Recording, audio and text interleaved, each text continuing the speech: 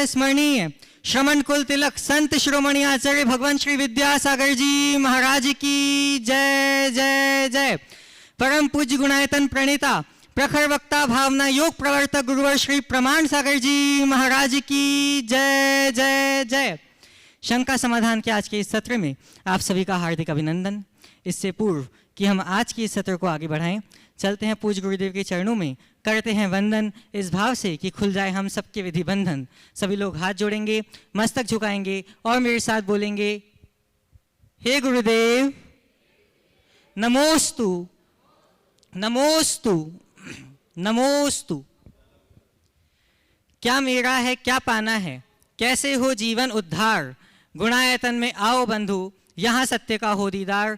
बंधुओं, परम पूज्य प्रातः स्मरणीय संत शिरोमणि आचार्य भगवान की पावन आशीर्वाद से एवं पूज्य गुरुदेव की मंगल प्रेरणा एवं मार्गदर्शन में निर्मीयमान तीर्थ गुणायतन वह तीर्थ होगा जहां आने पर आप और आपकी पीढ़ियां चढ़ेंगी मोक्ष महल की सीढ़ियां, टूटेंगी कर्मों की बेड़ियां और फलतः झड़ेगी ज्ञान की झड़ियां। अतः बंधुओं, यह तीर्थ शीघ्र ही अपनी आकृति लेने जा रहा है। आवश्यकता है आप सभी के सहयोग की। अतः तन मन धन से गुणायतन में सहयोग करके इस महनीय कृति को पूर्ण होने में अपना सबल निमित्त बने, सबल योगदान दें। हमें प्रसन्नता है कि गुणायतन से आज भी कुछ लोग जुड़े हैं। मैं उनके नामों की उद्घोषणा करूंगा और यह भाव रखूंगा कि आप करतल ध्वनियों से उनका अभिवादन अवश्य करें। निर्माण निधि के रूप में गुणायतन से संबद्ध हुए हैं श्रीमती मालती जैन, धर्मपत्नी शांति प्रकाश जी जैन भोपाल से। सभी लोग करतल ध्वनियों से इनका अभिवादन करें। अब हे गुरुदेव, मैं आपकी आज्ञा से आज के इस सत्र को ऑनलाइन प्रश्नों के माध्यम से गति प्रदान करना चाहूंगा। सागर से साक्षी जी जैन नमोस्तु निवेदित करते हुए पूछ रही हैं, कई घरों पर यंत्र जी रखे हैं और कई अशुद्धि के कारण पाप लगता है, तो यंत्र जी को कहाँ और कैसे रखें, कृपया समाधान दें। में अंतरा है। ओम, हाँ बोलो, फिर से बोलो। कई घरों पर यंत्र जी रखे हैं और कई अशुद्धि के कारण पाप लगता है, तो यंत्र जी को कहाँ और कैसे रखें, कृपया समाधान कीजिए। देखिए, यंत्र कई तरह के, एक तो ज़्यादा यंत्र घरों में रखना नहीं चाहिए और जब भी यंत्र रखे तो सोच समझ के रखना चाहिए। कुछ यंत्र सामान्य यंत्र होते हैं जिनकी शुद्धि होती है, प्रतिष्ठा नहीं होती और जो पूजा के योग्य नहीं होते, उनको आप घर में रख सकते हैं। लेकिन कुछ यंत्र जिनकी पूजा अर्चा और जो प्रतिष्ठेय यंत्र होते हैं, प्रतिष्ठित होते हैं, उनकी पूर्ण शुद्धता होनी चाहिए। जिनसे आपने यंत्र लिया उनसे पूछ करके ही यंत्र रखना चाहिए। और यंत्र घर में रखे और उसकी शुद्धि का अनुपालन न हो तो अर्थ का अनर्थ हो जाता है। आगे न्यू दिल्ली से मोनिका जी जैन नमोस्तु करते हुए पूछ रही हैं, जब परिवार का कोई व्यक्ति सप्त व्यसनों में लीन हो गया हो तो ऐसी स्थिति में परिवार के लोगों को क्या करना चाहिए, कृपया समाधान दें। नमोस्तु गुरुदेव। पहला प्रयास तो ये करना चाहिए कि वो व्यक्ति सुधरे। दूसरा प्रयास ये करना चाहिए कि उसकी छाया किसी पर न पड़े। एक व्यक्ति सप्त व्यसन में प्रभावित हो गया, दूसरा ना हो, ये बातें ध्यान रखना चाहिए। भावना भाना चाहिए कि उसकी बुद्धि पलटे ताकि वो सुधर सके। महावीर नगर दुर्गापुरा जयपुर से श्रीमान प्रमोद कुमार जी जैन पापड़ीवाल नमोस्तु गुरुदेव। ओ, जिंदगी एक जंग है, अगर हम थोड़ा हंसते और गाते हुए इस जंग को लड़ते हैं तो सब आसान हो जाता है। प्रश्न यह है कि जिंदगी की जंग को जीतने के लिए कठिनाइयों के बीच रहकर भी सकारात्मकता का अनुभव कैसे करें, कृपया समाधान दें। जिंदगी की जंग को जीतने के लिए कठिनाइयों के रहते हुए भी सकारात्मकता का अनुभव कैसे करें। देखिए, ज़िंदगी की जंग को अगर आप जीतना है और कठिनाइयों के रहते हुए सकारात्मकता का अनुभव करना चाहते हैं तो सबसे पहली बात है, हर कठिनाई में एक अवसर ढूंढिए। कठिनाइयों को चुनौतियों की तरह देखिए और उसे अपनी कुशलता से उपलब्धियों में परिवर्तित करने का मनोभाव जगाइए। दृढ़ इच्छा शक्ति, उच्च मनोबल, कठोर परिश्रम और सकारात्मक सोच के बल पर मनुष्य यह सब हुनर हासिल कर सकता है। आगे जय श्री जयचंद जी पाटनी एलोरा से महाराज जी के चरणों में त्रिबार नमोस्तु। महाराज जी, छोटी मोटी बीमारी में किस तरह से अपने भाव रखने चाहिए, बीमारी अचानक आने से मन में संयम कैसे रखें, कृपया शंका का समाधान करें। छोटी मोटी बीमारी आने पर मन को किस तरह स्थिर रखना चाहिए, बीमारी आने से मन में संयम कैसे रखें। देखिए, दो तरह की बीमारियां हैं। एक बीमारी वो जो बहुत साधारण बीमारी है और एक बीमारी वो जो जानलेवा बीमारी। छोटी मोटी बीमारी की तुरंत चिकित्सा नहीं करनी चाहिए, लेकिन विशेष गंभीर बीमारियों को कभी पुष्ट नहीं करना चाहिए, उसकी चिकित्सा करनी चाहिए।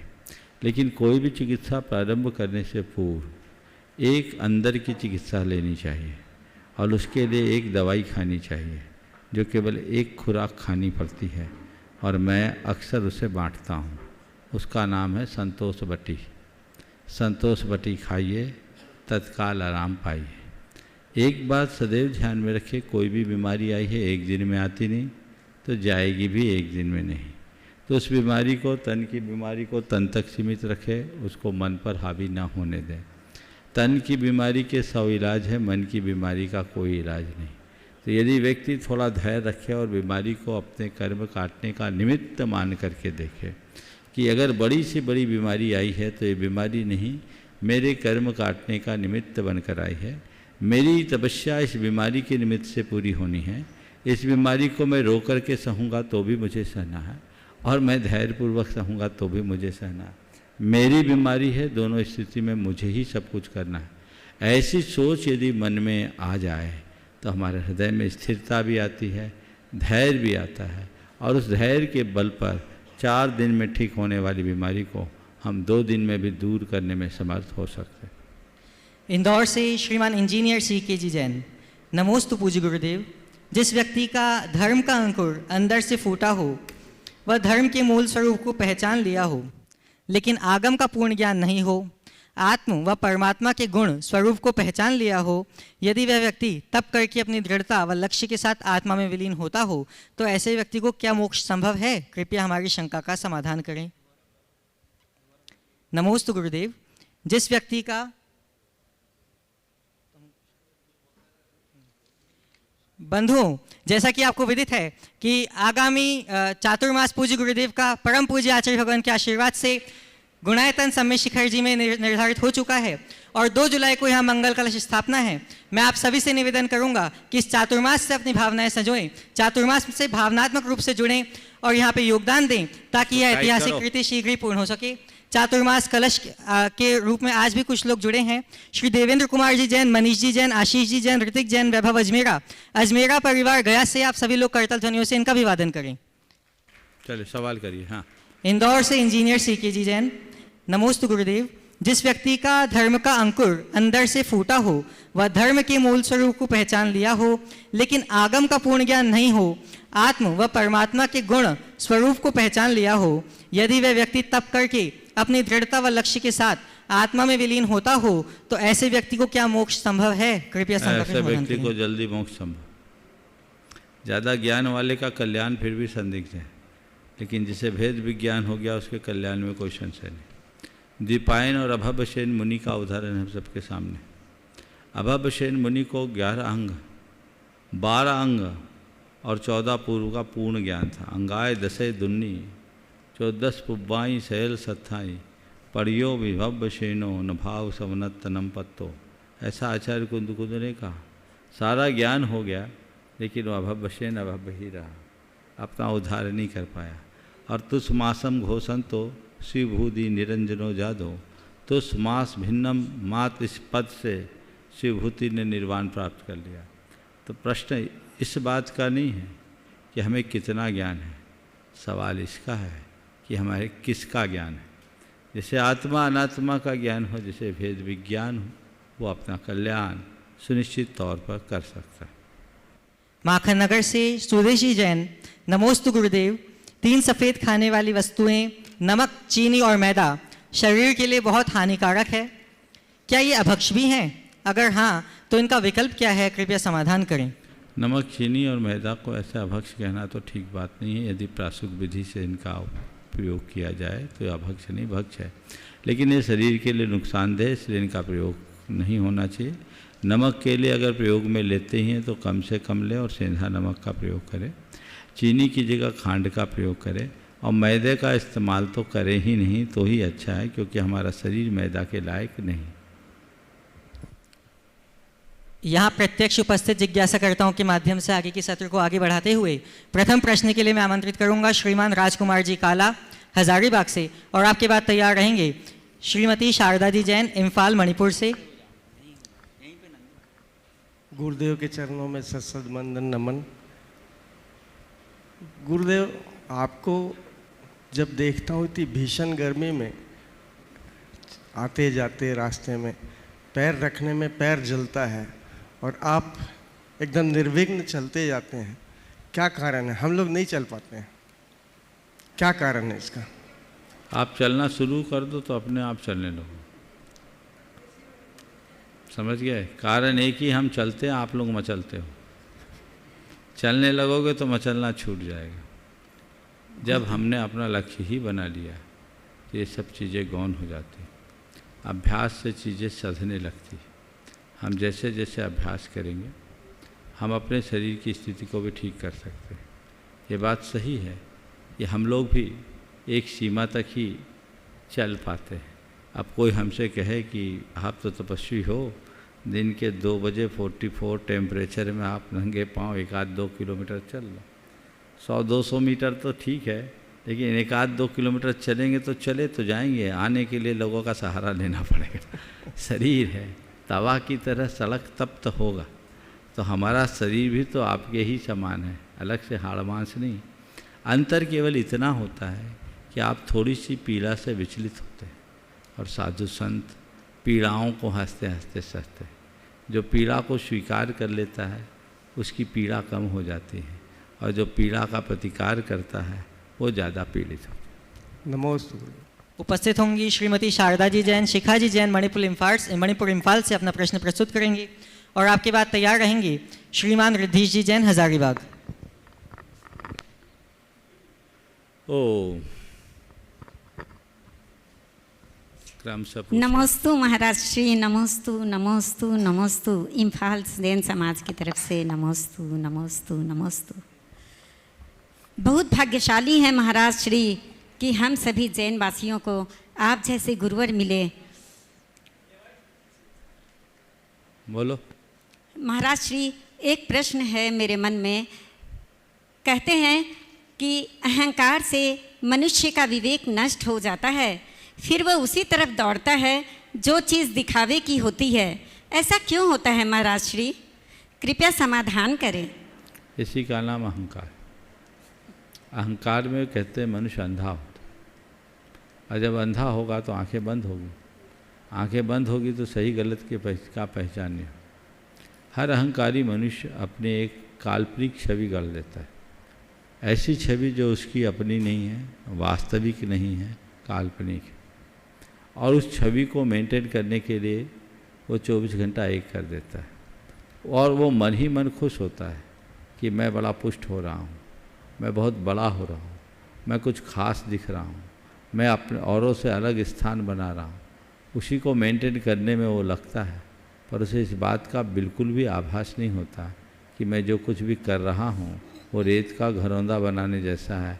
आज नहीं कल टिकेगा, टूटेगा, कब ढह जाएगा पता नहीं, लेकिन मन है कि मानता नहीं। घरौंदा बनाकर कुछ पल के लिए संतुष्ट होता है, अगले पल जब घरौंदा टूटता है तब उसे लगता है हाय ये क्या हो गया, लेकिन तब तक काफ़ी देर हो चुकी होती। नमोस्तु महाराज श्री, नमोस्तु। शिखा जी जैन अपना प्रश्न प्रस्तुत करेंगे, और आपके बाद तैयार रहेंगे रिद्धीश जी जैन हजारीबाग। नमोस्तु महाराज जी, सभी छुल्लक जी के चरणों में इच्छामी। मेरा नाम शिखा जैन है, मैं इम्फाल मणिपुर से आई हूँ। मैं इम्फाल मणिपुर में ही शिक्षिका हूँ। तो महाराज जी मेरी जिज्ञासा ये है कि मैं अपने स्टूडेंट्स लोगों को ऐसे कैसे शिक्षा दूँ कि वह शिक्षा के क्षेत्र में उनका अपना गोल के साथ साथ वो एक अच्छे इंसान भी बन पाए। मैं उनको किस तरीक़ा से प्रेरणा दे पाऊँ, मेरा उसमें क्या रोल होगा, मेरा क्या रेस्पॉन्सिबिलिटीज़ है अपने स्टूडेंट्स के प्रति, और मैं उनको आगे बढ़ने के लिए किस तरीक़ा से प्रेरित कर पाऊँ, इसके लिए आप मुझे कुछ बताइए महाराज श्री। सबसे पहले तो मैं भावना भाता हूँ कि मणिपुर जल रहा है, जल्दी वहाँ शांति हो, सबके हृदय में सद्बुद्धि हो। मुझे लगता है लगभग 1 माह हो गया है, शायद उससे ज़्यादा भी हो गया, और मणिपुर की हालत बहुत गंभीर है। खुलेआम रक्तपात, हिंसा और आगजनी के कृत्य हो रहे हैं। मैं भगवान से भावना भाता हूँ वहाँ के सभी निवासियों के हृदय में शांति हो, सद्भावना हो, और सब तरफ मैत्री का वातावरण बने। क्योंकि आप एक शिक्षिका हो और लोगों को पढ़ाना एक बहुत बड़ी जिम्मेदारी है। मैं तो समझता हूँ आज के समय में एक ही बात की सीख देनी चाहिए, वो है मानवता। अगर हर शिक्षक मानवता का पाठ पढ़ाने लगे, प्रेम, परस्परता, आत्मीयता और बंधुत्व जैसे उदात्त जीवन मूल्यों को प्रकटाने की बात करने लगे, तो इस तरह की सारी समस्याएं दूर हो सकती है। हमें इस दिशा में बहुत आगे आना चाहिए, लोगों को जगाना चाहिए, क्योंकि लोगों की थोड़ी सी दुर्बुद्धि पूरी मानवता के लिए अभिशाप बन जाती है। हम उस दुर्बुद्धि से लोगों को बचाने की भावना भाएं, उसके लिए उनको प्रेरित करें, उनका जो नैतिक बल है उसे मजबूत करें, उनके चारित्रिक बल को पुष्ट करते हुए उनके भावनात्मक स्वास्थ्य को हम ठीक करने की कोशिश करें। यदि इस दिशा में कोई प्रयास होता है तो हम एक अच्छे इंसान को तैयार करने में एक बड़ी भूमिका बनाएंगे, और अच्छा मनुष्य ही अच्छे समाज का निर्माता होता है। तो जब हम अच्छे मनुष्यों को तैयार करेंगे तब अच्छे समाज की संरचना होगी, वही पूरे देश के कल्याण का कारण बने। नमोस्तु महाराज श्री। रिद्धीश जी अपना प्रश्न प्रस्तुत करेंगे और आपके बाद आमंत्रित हैं ब्रह्मचारिणी उषा दीदी जी जबलपुर से। नमोस्तु महाराज श्री। नमोस्तु। मैं रिद्धिश जैन हजारीबाग से।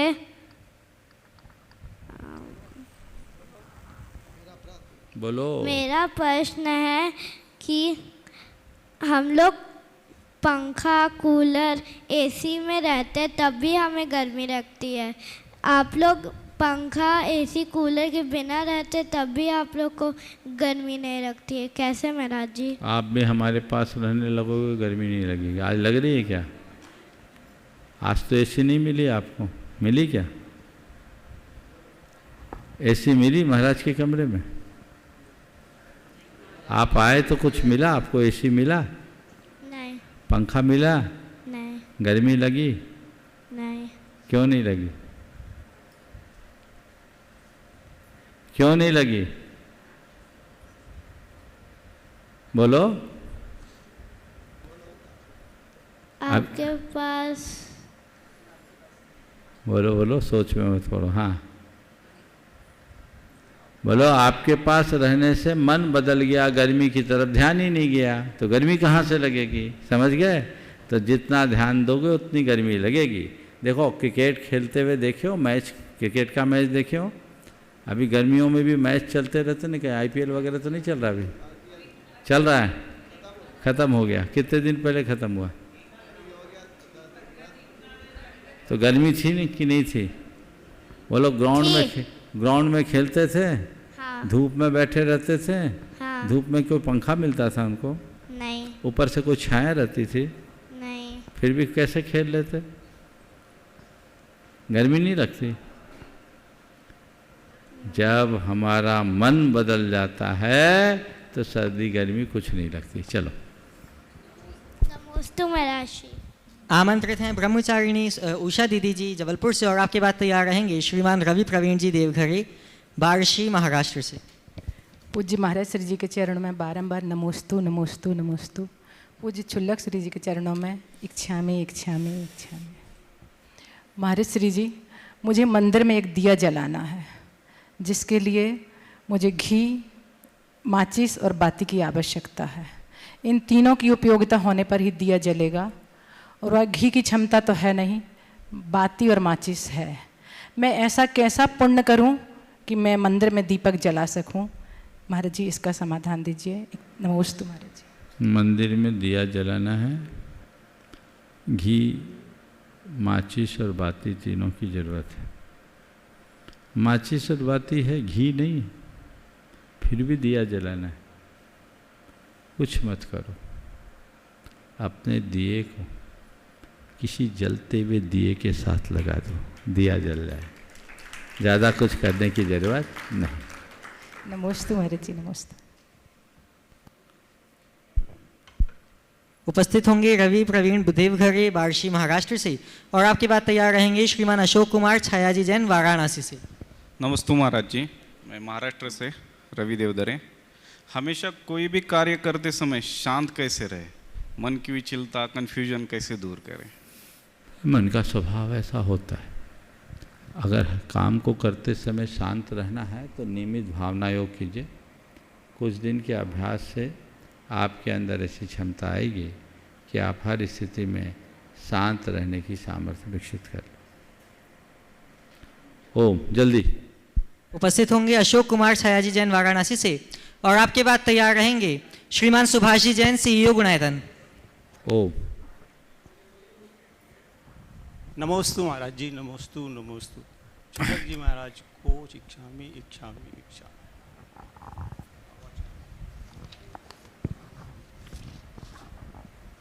महाराज जी, अनुभव केंद्र में प्रवेश करते ही हम सभी आश्चर्यचकित हो गए। उसमें ऐसी ऐसी तकनीकी का समावेश किया जा रहा है जो पंचम काल में रहते हुए चतुर्थ काल का अनुभव होगा। फिर गृहस्थों को क्या पुरुषार्थ करना चाहिए? देखिए, अनुभव केंद्र जो बनाया जा रहा है वह आपकी चेतना को जगाने के लिए बनाया जा रहा है।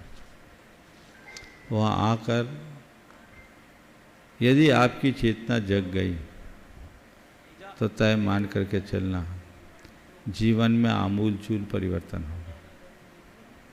और जब व्यक्ति को अपना रास्ता दिख जाता है तो उसे कहने की ज़रूरत नहीं पड़ती, कदम अपने आप बढ़ जाते हैं।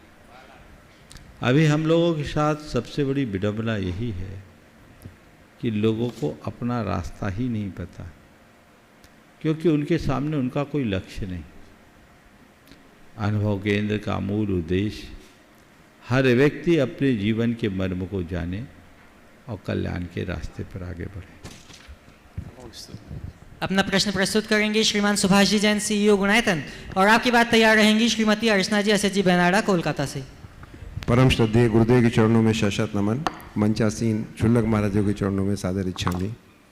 गुरुदेव, अभी सोशल मीडिया और अखबारों के द्वारा कुछ पता लगा, पिछले कुछ दिनों में काफ़ी नज़र आया है कि भारत का कृषि एवं डेयरी मंत्रालय, पशुपालन मंत्रालय एक नया विधेयक लेके आ रहा है जिसमें जानवरों को एक्सपोर्ट करने की बात की गई है और वो जानवरों को एकदम कमोडिटी की तरह डील किया जाएगा। जिस प्रकार से जड़ द्रव्य होते हैं उस तरह से जीवित जानवरों को एक्सपोर्ट करने की बात की गई है। ये तो बहुत ही ज़्यादा हृदय विदारक चीज़ है जिसकी बहुत समाज में भर्त्सना भी की जा रही है। इसके पहले भी कई बार ऐसा हुआ, लेकिन भारत जो कि जिसका इतना गौरवशाली इतिहास रहा है, यहाँ की अपनी संस्कृति रही है, आध्यात्मिक दृष्टि से इस पूरे संसार का इन्होंने नेतृत्व किया है भारत ने, तो आज यहाँ पर ऐसा हो रहा है और सरकार इतना उदासीन है इसके प्रति। इसके लिए गुरुदेव के चरणों में देखिए, आपने बहुत ही गंभीर मुद्दे को यहाँ उपस्थित किया है। ये घोर निंदनीय कृत्य है, ये पूरे के पूरे भारत की संस्कृति पर कलंक। मैं तो कहूँगा प्रत्येक व्यक्ति को इसका पुरजोर विरोध करना चाहिए। भारत सरकार के मत्स्य पालन, पशुपालन और डेयरी मंत्रालय का ये प्रोविज़न आ रहा है और वह एक बिल जो किस नाम से है, एक्सपोर्ट पशुधन आयात और निर्यात नीति 2023, ये बिल जारी कर रहे हैं और इस बिल के माध्यम से अब पशुओं को भी कमोडिटी की तरह, वस्तु की तरह निर्यात किया जाए। ये बहुत ही गलत काम है। पहले तो मांस के निर्यात की बात थी, उसको रोकने की बात की जाती थी। ये सरकार बार बार उसको, जब तक इनकी सरकार नहीं बनी थी तब तक ये यही कहते थे। सरकार में आने के बाद सब बातें भूल गए।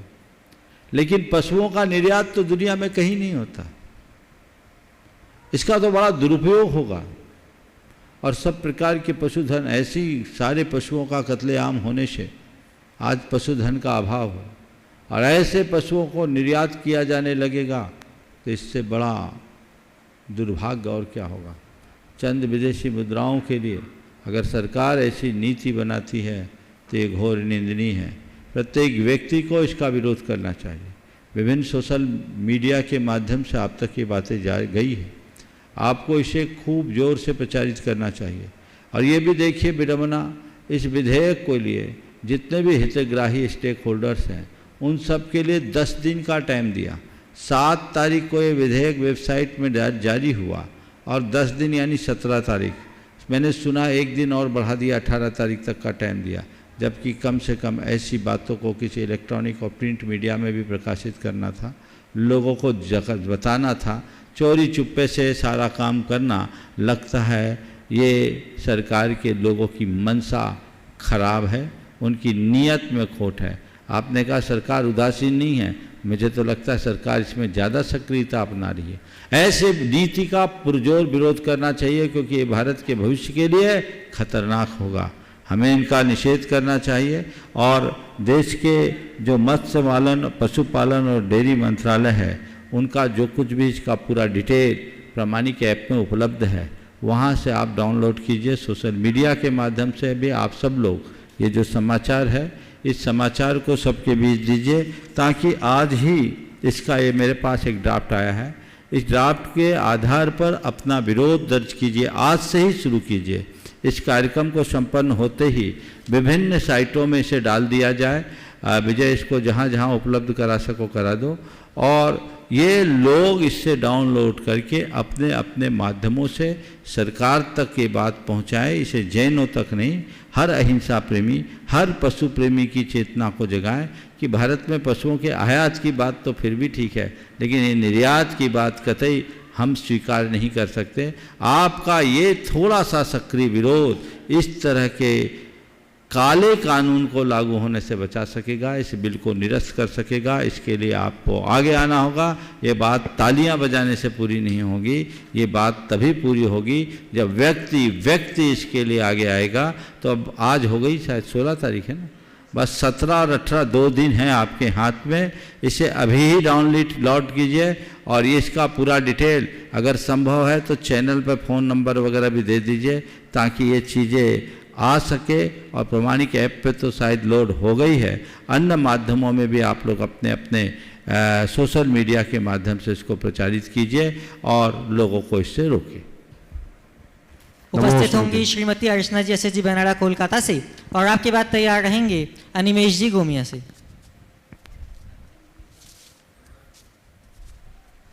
नमोस्तु महाराज जी, इच्छामी महाराज जी। महाराज जी, आजकल डेस्टिनेशन वेडिंग का बहुत ज़्यादा ही प्रचलन हो गया है, जहाँ पे नॉन वेज, वेज और वैष्णो के सिवा कुछ दिखता नहीं है। उसमें भी आजकल ऐसा होने लगा है कि भगवान जी की प्रतिमा को डब्बे में बंद करके वहाँ ले जाया जा रहा है। फिर कोई बोले तो बोलते कि ये तो 3 कल्याणक की प्रतिमा है, इसको ले जाने में क्या दोष है। तो महाराज जी, ये कहाँ तक उचित है? ये देख के तो हम लोग को ही अच्छा नहीं लगता, तो ये कितना। देखिए, डेस्टिनेशन मैरिज का जो आज चलन बन पड़ा है, अब मुझे लगता नहीं कि इसको रोका जा सकेगा। एक अंधी दौड़ में लोग दौड़ रहे हैं, और इससे जो अनाचार हो रहे हैं, इसका जो नुकसान है, समाज इसे समझ नहीं पा रही। समाज को समझना चाहिए।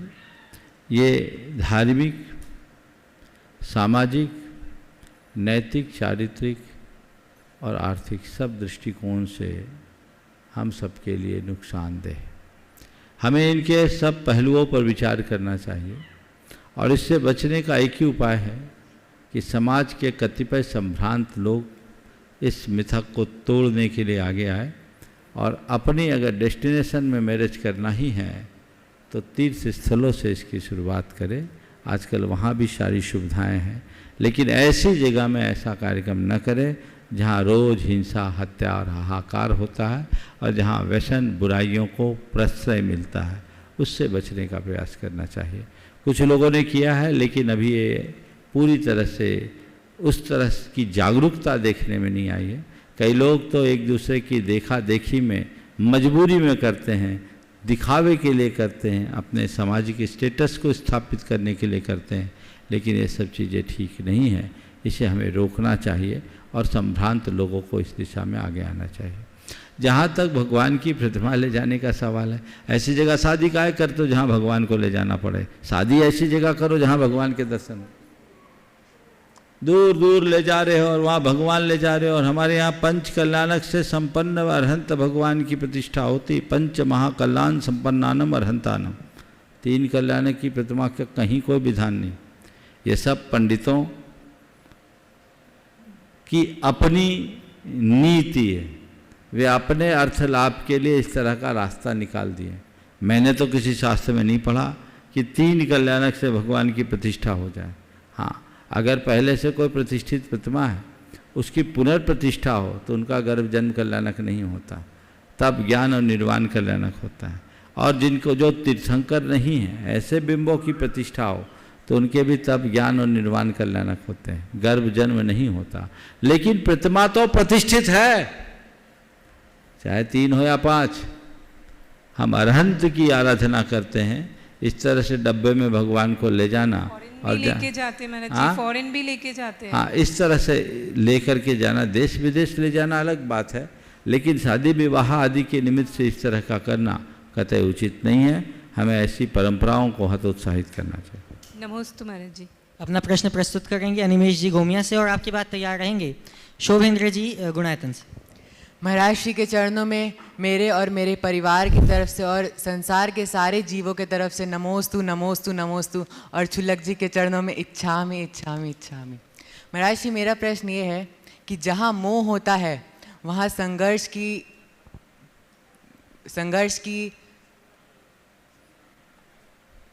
परिणति होती है, परिणति होती है, और और उससे हमें लगता है कि हमें विजय की प्राप्ति हो। तो महाराज श्री, मोह तो सही है, इससे हमें प्रोत्साहन मिलता है कि हम विजय हो, तो हमें मोह रखना चाहिए किसी चीज़ से। बहुत अच्छा तुमने कहा, जहाँ मोह होता है वहाँ संघर्ष की प्रेरणा मिलती है और उससे हमें विजय भी होता है। तो तुम्हारा कहना है कि मोह तो अच्छी बात है। मैं इसे थोड़ा पलटना चाहता हूँ। मोह मनुष्य को मुग्ध करता है और मोह करके हम कभी अपने जीवन में आगे नहीं बढ़ सकते। इसलिए मोह तो प्रेरणा नहीं देता, मोह व्यक्ति को रोक देता है, उसकी प्रगति को रोकता है। अगर आगे बढ़ने की प्रेरणा पाना है, संघर्ष की प्रेरणा पाना है, नव उत्कर्ष करना है, तो मोह जगाने से कुछ बात नहीं होगी। हमारे अंदर का उत्साह जगना चाहिए। जब मनुष्य के हृदय में उत्साह जगता है तो किसी चीज़ को पाने की भावना हो। लेकिन ये जो तुमने जिस संदर्भ में सवाल किया है कि हमारा मोह यानी लगाव जुड़ाव हमें आगे बढ़ने की प्रेरणा देता है, लेकिन 2 तरह की प्रेरणा है। एक दौड़ने की प्रेरणा मंजिल तक पहुंचने के लिए, और एक अंधी दौड़ में दौड़ाने की। अगर हम सकारात्मक दिशा में चलते हैं तो हमारा कोई सुनिश्चित लक्ष्य हो और उस लक्ष्य को पाने के लिए हम प्रयत्नशील होकर उसे पालें, इसमें कोई दिक्कत नहीं। लेकिन केवल दौड़ते रहें, पहुँचे कहीं नहीं, तो मतलब क्या होगा? आज जो मोह है मनुष्य को ऐसी ही अंधी दौड़ में दौड़ा रहा है जिससे व्यक्ति मृगमरीचिका की तरह दौड़ता है, पहुंचता कहीं नहीं। वह मंजिल जहाँ केवल वह दौड़ जहाँ कोई मंजिल ना हो, उस दौड़ का कोई अर्थ नहीं। नमोस्तु महाराज, इच्छा में महाराज। शोभेंद्र जी अपना प्रश्न प्रस्तुत करेंगे और आपके बाद आमंत्रित हैं ब्रह्मचारिणी सुनीता दीदी जी बांसा से। नमोस्तु गुरुवर। गुरुवर, एक लाइन मैंने पढ़ी थी, invest only on your self for 0% loss. अगर आप खुद के ऊपर निवेश करेंगे तो आपका जो लॉस होगा वो 0% होगा। पर हम खुद के ऊपर ना करके दूसरों के ऊपर बहुत ध्यान देते हैं, दूसरों के प्रति ज़्यादा समर्पित होते हैं, खुद के लिए कुछ भी नहीं करते हम, तो उनसे हमेशा हमें घाटा ही होता है। कई बार फिर ज़्यादातर घाटा ही होता है। तो हम खुद के ऊपर निवेश कैसे करें? खुद के और प्रति निवेश कैसे करें? पहले खुद को पहचानोगे, खुद को जानोगे, तब खुद पर निवेश हो। मनुष्य की सबसे बड़ी विडंबना ये है कि पूरी ज़िंदगी बिता देने के बाद भी उन्हें ये पता नहीं रहता कि मैं कौन हूँ, मेरा क्या है। जब वो अपने आप को जानेगा, अपने आप को पहचानेगा, तभी अपने आप पर कुछ निवेश कर सकेगा और जीवन को आगे बढ़ा सकेगा। नमोस्तु। आमंत्रित हैं ब्रह्मचारिणी सुनीता दीदी जी बांसा से और आपके बाद तैयार रहेंगी श्रीमती चंद्रकला जी पाटनी रांची से। परम पूज्य गुरुवर के चरणों में नमोस्तु, सभी छुल्लक जी के चरणों में इच्छामि। महाराज जी, हमारा प्रश्न है कि जो अच्छा काम हो जाता है तो कहते ये पुण्य के योग से हो गया, और जो काम बिगड़ जाता है तो कह देते ये पाप के योग से हो गया। तो जो हम पुरुषार्थ करते हैं, और जो पुरुषार्थ करने से अगर मुझे कोई चीज हासिल नहीं होती है, तो इसको हम पाप पुण्य की संज्ञा कहाँ तक सही है? या हम वहां पर मायूस हो जाते कि ये काम किया, अब नहीं हो रहा तो जाने दो, तो उसको पाप मान लेते। तो इसमें पाप पुण्य की कहाँ तक समीक्षा करें? देखो, बहुत अच्छा प्रश्न है, और इस प्रश्न के माध्यम से हम कर्म सिद्धांत को बहुत अच्छे से समझ सकते हैं। ये लोक धारणा है या लोक मान्यता है कि हम अपने जीवन में घटित समस्त प्रसंगों को पुण्य और पाप से जोड़ लेते हैं। ये हमें पुण्य के योग से मिल गया और ऐसा पापोदय से हुआ। कथनचित ये सही है, पर सारे संयोग केवल पुण्य और पाप से नहीं होता। हमारा जीवन केवल पुण्य और पाप से नियंत्रित और संचालित नहीं। हमारे जीवन में कई प्रकार के संयोग जुड़ते हैं। उसमें हमारी नियति है, हमारा दैव है, हमारा भाग्य है, हमारा पुरुषार्थ है, काल है, कई कारण हैं। इन सब कारणों के समावेश से संयोग बनते हैं। अनुकूल संयोग हमें अनुकूल परिणाम देते हैं, प्रतिकूल संयोगों से प्रतिकूल परिणाम आता है।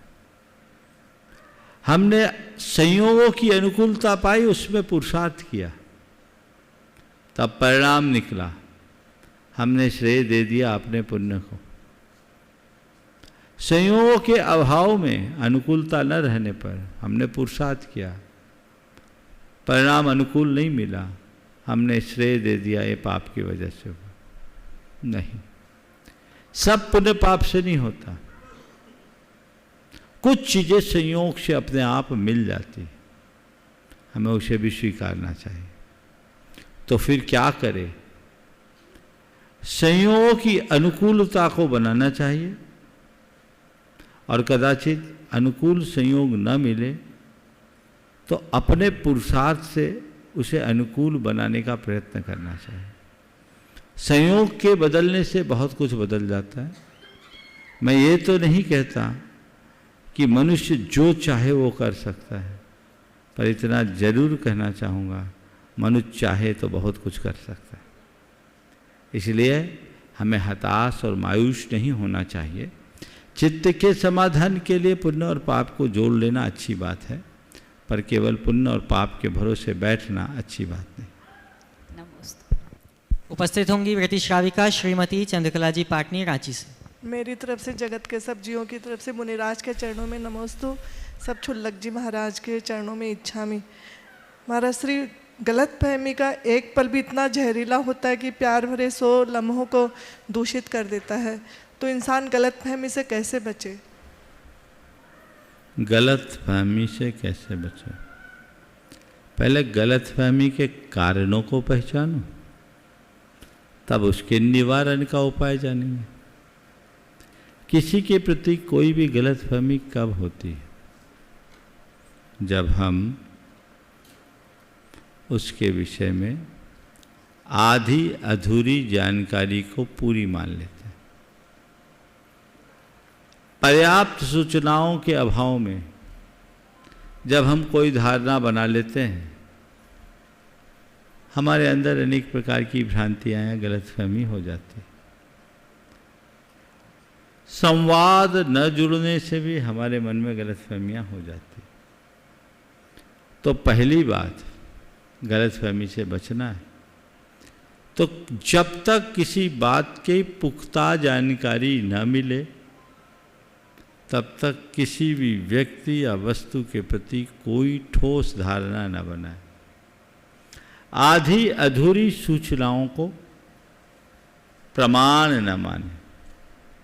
किसी ने कहा, हमने मान लिया, हमने आधी बात सुनी, धारणा बना ली, गलतफहमी हमें उठा करके पटक देगी। दूसरी बात, जिसके प्रति गलतफहमी बन रही है धारणा बनाने से पहले हो सके तो उस व्यक्ति से संवाद जोड़ो, उसी से पूछ ले, सारी चीज़ों का निवारण हो जाएगा। लोग सामने वाले को छोड़कर सारी दुनिया में टटोलते हैं और जिनसे भी बात करते वो सुलगाते ज़्यादा हैं, सुलझाते कम हैं। आज सुलगाने वालों की भरमार है, सुलझाने वाले ना के बराबर। तो हम सुलगाने वालों से बचें, सुलझाने वालों से जुड़े, संवाद कायम करें, ताकि हम भ्रम और गलतफहमी से अपने आप को बचा सकें।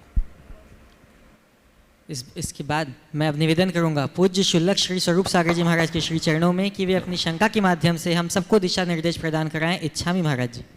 महाराज श्री के चरणों में बारंबार नमोस्तु। महाराज श्री, प्रायः देखा जाता है कि लोग सच्चे देवशास्त्र गुरु को तो मानते हैं, पूजा आदि करते हैं, लेकिन जब कभी अन्य देवी देवताओं या आयतनों के पास जाने का मौका मिलता है तो वहाँ पर भी वो समान आदर पूजा आदि अर्पित करते हैं। तो महाराज जी, इसमें क्या हानि है, और यदि किसी को किसी प्रसंगवश अन्य आयतनों में जाना पड़ता है तो उनके प्रति क्या व्यवहार होना चाहिए? देखिए, हमारे मूल आराध्य बीतराग परमात्मा है। हम बीतराग पथ पर चलने वाले देव, शास्त्र और गुरु के आराधक हैं। जो हमारे परमात्मा का मूल स्वरूप है, हम उनकी ही पूजा करते हैं। जैन धर्म में नाम कुछ भी हो, लेकिन जो बीतराग है वही हमारा पूज्य है। हम लोग रोज़ ये पंक्तियाँ दोहराते हैं, जिसने राग देश काम आदि जीते सब जग जाने लिया, सब जीवों को मोक्ष मार्ग का निष्प्रह हो उपदेश दिया। बुद्ध, वीर, शिव, हरि, हर, ब्रह्मा या उसको स्वाधीन कहो, भक्ति भाव से प्रेरित हो यह चित्त उसी में लीन रहे। तो सवाल नाम का नहीं है, सवाल परिणति का है। हमारे लिए बीतराग परमात्मा हमारे आराध्य हैं और हमें उनकी आराधना करनी चाहिए। अब रहा सवाल, हर लोग व्यक्ति की अपनी अपनी मान्यता है और जिनकी जैसी मान्यता है वो उसी अनुरूप अपने आराध्य की छवि गढ़ते हैं और उनकी पूजा अर्चा करते हैं। तो हमें तो जब धर्म की बात करनी है तो धर्म भाव से वहीं जाएं जहाँ हम अपने धर्म के प्रयोजन को पूर्ण कर सकें। लोक व्यवहार में कहीं आप किसी के पास जाते हैं तो किसी का अनादर न करें। हम किसको पूजे न पूजे ये हमारा अपना विवेक है, पर किसी की आस्था पर आघात पहुंचाना भी अच्छी बात नहीं है। वहाँ मनुष्य को अपने विवेक, धैर्य और संयम से काम लेना चाहिए और आदर न करें तो अनादर भी न करें, इस बात का ध्यान रखना चाहिए। इच्छामि पूर्वक निवेदन है पूज्य शुल्लक श्री समादर सागर जी महाराज के चरणों में कि वे अपने प्रश्न रूपी दीपक के माध्यम से समाधान को प्रकाशित कराएं। इच्छामि महाराज। नमोस्तु महाराज जी, नमोस्तु। आज एक लाइन है, हालात के बनाए हम वो शीशे हैं जो टूट भी जाए तो आवाज़ नहीं करते। फिर से बोलो। हालात के बनाए, हालात के बनाए हाँ। हम वो शीशे जो टूट भी जाए तो आवाज़ नहीं करते। महाराज जी, हम देखते हैं सुबह शाम तक लोगों को वो अपनों से टूटता है, अपने जो काम करते हैं उनसे टूटता है, सारे संसार से टूटता है, फिर भी वो उसी में लगा रहता है। समाधान करें। नमोस्तु महाराज जी। हालात के बनाए हम वो शीशे हैं जो टूट भी जाए पर आवाज़ नहीं होती। आपने पूछा है, मनुष्य हर पल टूटता रहता है, फिर भी उसे समझ नहीं आती, क्या करे। बात केवल इतनी है, शीशा टूट जाए तो फिर भी आवाज़ होता है, मनुष्य टूटता है तो आवाज़ के लायक भी नहीं बचता, उसकी आवाज़ ही अंदर बंद हो जाती है। जो मनुष्य भीतर से बुलंदियों से भरा होता है वो हालात से टूटता नहीं, अभी तो हालात के आघात से और अधिक मजबूत बनता है। वे समय की मार खाते रहते हैं जो समय से सीख नहीं लेते। अपने अतीत के अनुभवों से नसीहत लेने वाले व्यक्ति को समय की मार नहीं खानी होती, बल्कि वो और अधिक मजबूत हो जाते हैं और अपने जीवन को आगे बढ़ा लेते हैं। और जो ऐसा नहीं करते वो समय की आघात से छिन्न भिन्न हो जाते हैं। बंधु, इसी के बाद हम सभी चढ़ते हैं पूज्य आदर्श सागर जी महाराज के चरणों में और उनसे निवेदन करते हैं कि वे अपने प्रश्न के माध्यम से हम सबको सम्यक समाधान प्रदान कराएं। इच्छामि महाराज। नमोस्तु भगवान। सुख की चाह में मनुष्य अपना जीवन असंतुलित कर लेता है, जबकि असली सुख तो संतुलित जीवन में छुपा है। तो हे भगवान, कृपया समाधान करें कि संतुलित जीवन को कैसे जिया जाए। बहुत अच्छा वाक्य कहा। सुख की चाह में मनुष्य अपने जीवन को असंतुलित कर लेता है, जबकि असली सुख संतुलित जीवन में छिपा है। आपने पूछा है जीवन को हम संतुलित कैसे बनाएं। सबसे पहले सुख के मूल को जानें। हम जिस दिन ये धारणा पालेंगे कि सुख का मूल क्या है, ये बात जब हमें समझ में आ जाएगी तो हमारा भ्रम ही टूट जाएगा। मनुष्य के जीवन की एक सबसे बड़ी दुर्बलता है कि वह सुख चीज़ों में खोजता है। किस में खोजता है? चीज़ों में। पर सुख चीज़ों में नहीं है, इस बात को नहीं समझता।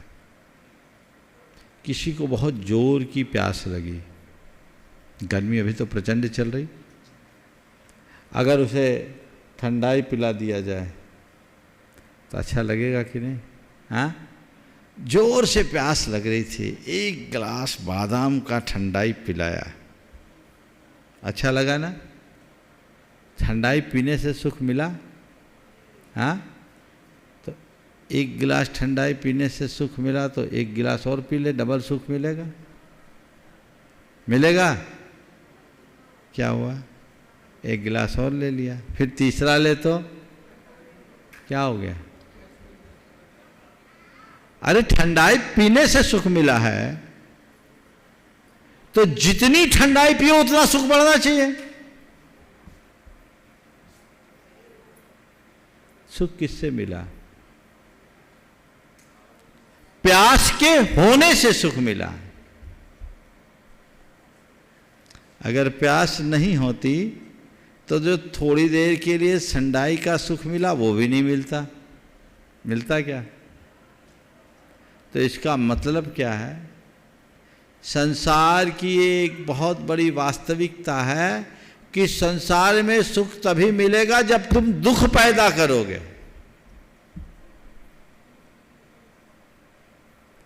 प्यास जगाओ तब ठंडाई का मजा है।